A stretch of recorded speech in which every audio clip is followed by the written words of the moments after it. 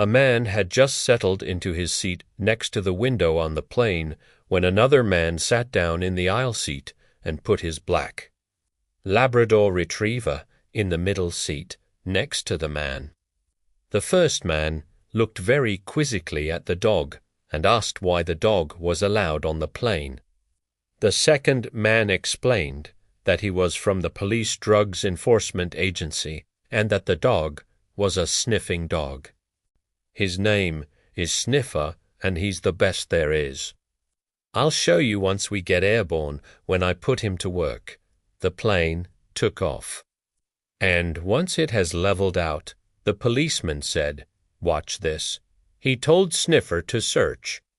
Sniffer jumped down, walked along the aisle, and finally sat very purposefully next to a woman for several seconds. Sniffer then returned to his seat and put one paw on the policeman's arm. The policeman said, "Good boy," and he turned to the man and said, "That woman is in possession of marijuana. I am making a note of her seat number, and the authorities will apprehend her when we land." "Gee, that's pretty good," replied the first man.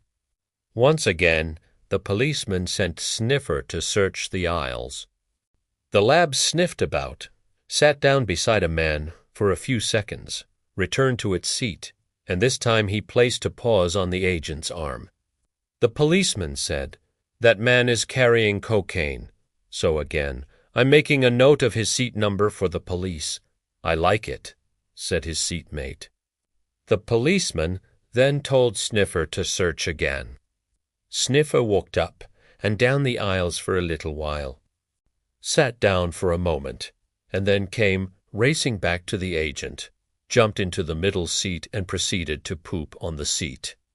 The first man was really disgusted by this behavior, and couldn't he figure out how or why a well-trained dog would behave like that.